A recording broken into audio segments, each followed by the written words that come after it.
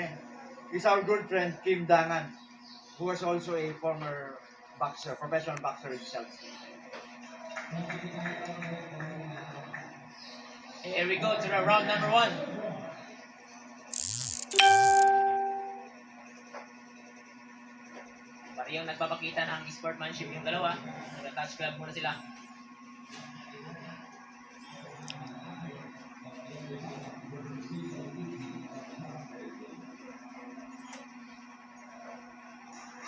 Magandang street ang pinakita doon sa ating red corner.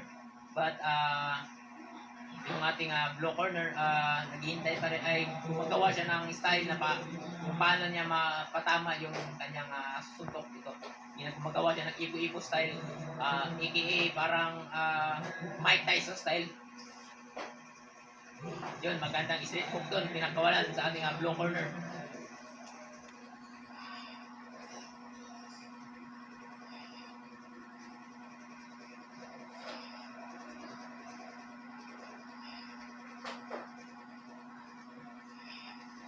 Blue corner, white gloves and red Edgar.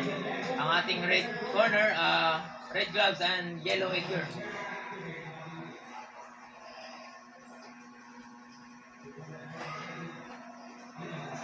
Yan, magandang kintama ni blue corner doon. Magandang straight yun. Jab straight ang ginagawa niya dito. Kasi matangkad kasi kunti sa kanya yung red corner. Kaya ginagamitan niya ng big jab and jab straight. Kaya nagiging jab straight.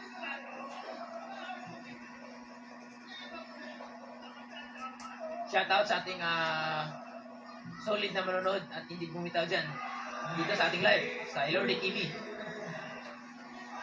Nice hook sa ating red corner.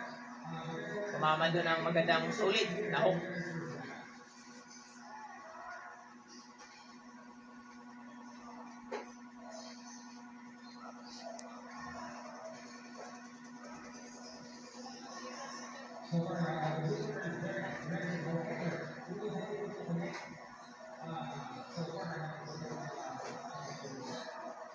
Yung ating red corner, ginagamit niya talaga yung advantage na haba niya.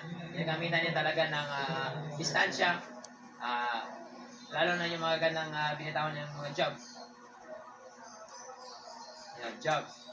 Yan ang ginagawa niya dito. Ito ang ating blue corner, pinasok niya para maabot niya, no?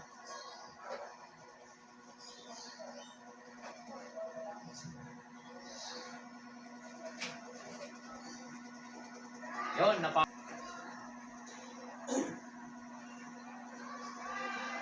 magandang may pinapatama na straight hook doon ng ating red corner. But medyo masipag manuntok at aggressive yung ating blue corner dito. Ano, partner, parang mas gusto ko pa dagdagan pa nung red corner yung kanyang jab. Huwag na niyang masyadong antayin na lumapit yung blue corner. Tama ka dyan, partner, para hindi makabuhil at makalapit ang blue corner. Tama ka dyan, partner. Yan. Dito pa lang, di jab. Tingnan mo, yun. Yung jab na yun, mama, at yun, nahirapan pumasok ang blue corner. Effective ang mga jab. Nice hook. Tumawa yung hook dun sa ating blue corner.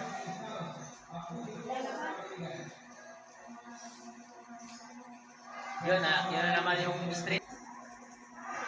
Yun, makabawi siya doon ng jab. Bumawi ulit ng jab. And nakadalawang jab siya doon, partner.